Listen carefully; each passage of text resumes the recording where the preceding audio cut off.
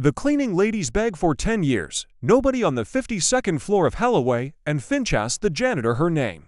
She came after the lights dimmed and the elevators emptied, pushing a cart with a squeaky wheel she never bothered to fix. But one freezing January night, the woman everyone had learned not to see turned out to be the only person standing between a $200 billion firm and total collapse. Her name was Eleanor Hayes. She was 58 years old. And she moved through the glass corridors of the trading floor the way a ghost moves through a house it once owned, quietly, invisibly, remembering every room.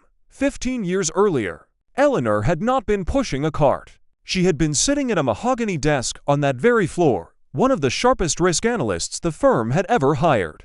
She could read a balance sheet the way other people read the weather. She saw the storm coming before the first cloud appeared. Colleagues used to joke that Eleanor Hayes had a sixth sense for disaster. It wasn't a sixth sense. It was 20 years of discipline, of staying late, of caring more about being right than being liked. That was the problem. She had cared about being right. In her final year at the firm, Eleanor had discovered irregularities in a set of mortgage-backed securities her division was selling to pension funds across 3 states. She raised it quietly at first, through the proper channels, the way she'd been trained to. She was told to let it go. She raised it again, this time in writing, with numbers that could not be argued with. 2 weeks later, she was called into a room with 3 lawyers and told that her employment was being terminated for performance concerns. No severance discussion. No goodbye email allowed. Security walked her out through the lobby at 11 in the morning, past people she had mentored, past people whose careers she had built with her own hands. The rumor that followed her was worse than the firing itself. Somewhere between the boardroom and the industry gossip circuit, Eleanor Hayes became the analyst who couldn't handle pressure and made a scene. No one ever asked her side. In finance, reputation moves faster than truth, and once it moves, it rarely turns around. She applied everywhere. 211 applications over 3 years, by her own count, kept in a spiral notebook she never threw away. 2 interviews. 0 offers. Her husband's health began failing around the same time. Congestive heart failure, the doctors said, and the medication was not cheap. Eleanor sold the house in Westchester. She sold her mother's ring. And on a Tuesday morning that she still remembered in exact, humiliating detail, she signed papers to become a member of the cleaning staff at Holloway and Finch, the same building, the same 52nd floor, the same glass office that had once had her name on the door. Nobody recognized her. People rarely look at the person emptying their trash can. She had cut her hair short and let it go gray. She wore a gray uniform with her first name stitched crookedly over the pocket. She learned to keep her eyes down, not out of shame, but because looking up cost too much. But old instincts don't disappear. Even with a spray bottle in one hand, Eleanor Hayes could not stop reading numbers. Night after night, she wiped down desks littered with printouts, trade confirmations, quarterly projections, memos marked confidential that nobody bothered to lock away because who would the cleaning lady tell? And night after night, over the course of several months, she watched a pattern emerge on the desk of the firm's new golden boy, a 34-year-old CEO named Marcus Whitfield, who had taken over 18 months earlier promising to modernize the firm's approach to risk. Marcus was brilliant in the way that young men who have never truly failed are brilliant, confident, fast-talking, allergic to caution. He had built his reputation on a single spectacular trade 3 years earlier and had been chasing that high ever since. What Eleanor saw scattered across his desk was not modernization. It was the same shape of disaster she had tried to warn people about 15 years before, dressed in newer language. A leveraged position in a bundle of overvalued assets, hidden inside 3 layers of subsidiary paperwork so complex that most of the board would never trace it back to its source. If the market shifted even slightly against him, and Eleanor's eyes told her it would within the quarter, the firm would not survive it. Neither would the thousands of retirement accounts invested in its funds. She thought about saying something. She almost laughed at herself for thinking it. The last time she had said something, it had cost her everything. Who would listen to a 60-year-old woman in a gray uniform holding a mop? So she did the only thing she still knew how to do. Late one night, alone on the 52nd floor, she opened the notebook she carried in her cleaning cart, the same battered spiral notebook where she'd once tracked 111 rejected job applications, and she began writing. Not a complaint. An analysis.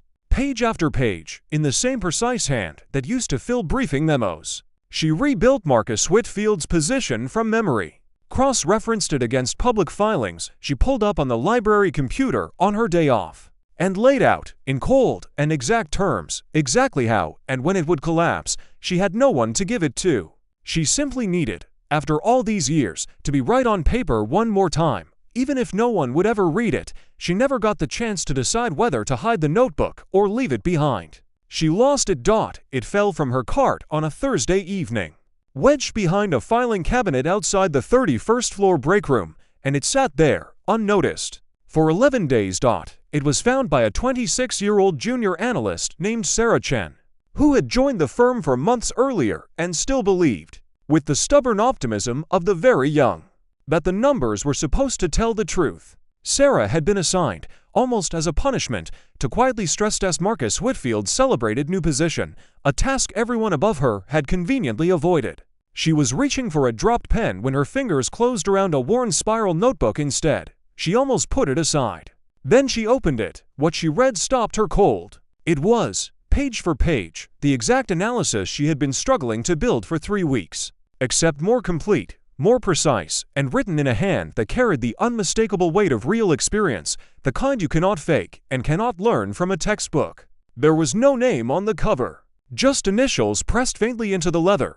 Sarah asked around discreetly. Nobody in her department had those initials. It was a security guard, an older man named Frank, who had worked the building for 2 decades, who finally placed it for her. He said, scratching his chin. That'd be Eleanor. Works nights on 52. Quiet lady. Sharpest cleaner I ever met, always doing figures in her head at the vending machine. Like she used to be some kind of numbers person. Sarah found Eleanor at 11 o'clock that night, alone on the 52nd floor, wiping down the same desk that had once been hers. Did you write this? Sarah asked, holding up the notebook with hands that were not quite steady. Eleanor looked at it for a long moment. Something in her chest, something she had folded shut 15 years earlier, cracked open just slightly. Where did you find that? Behind a filing cabinet. Ms. Hayes, it's right. Every page of it. I've been trying to prove the same thing for weeks, and I couldn't get anyone to take me seriously either. For the first time in a decade, someone was looking directly at Eleanor Hayes and seeing her. What happened over the following 72 hours would later be described inside the firm, in hushed and reverent tones, as the night the janitor saved Holloway and Finch. Sarah, refusing to let the notebook disappear into a drawer the way Eleanor's career once had, took it straight to the chief risk officer, an old-school executive named Robert Faulkner, who had survived 3 market crashes and trusted numbers over titles. Faulkner read 11 pages standing in his office at midnight and picked up the phone before he finished the 12th. By morning, an emergency session had been called. Marcus Whitfield arrived expecting to defend his position to a room of nervous executives. Instead, he found Robert Faulkner at the head of the table with a spiral notebook open in front of him, and a soft-spoken, gray-haired cleaning woman standing quietly by the door. Invited in at Sarah's insistence. Explain page 7, Faulkner said, sliding the notebook across the table. Marcus opened his mouth to dismiss it. Then he actually read it. His face changed color twice. Eleanor did not gloat. She did not raise her voice. She simply answered, in the same calm, exact tone she had used 15 years before, walking the room through exactly where the exposure sat, exactly how the subsidiaries were structured to obscure it, and exactly what would happen to the firm's pension clients if the position wasn't unwound within the week. When someone finally asked who she was, she said only, I used to work on this floor. A long time ago. It took 4 days to safely unwind the position. The market moved against similar holdings at 2 rival firms within that same week, and both suffered losses that made headlines for months. Holloway and Finch walked away with barely a scratch. And every senior executive in that building knew exactly whose notebook had made the difference. Marcus Whitfield came to find Eleanor himself 3 weeks later, in the small break room where the cleaning staff took their 15-minute rests. He did not bring lawyers this time. He brought an apology and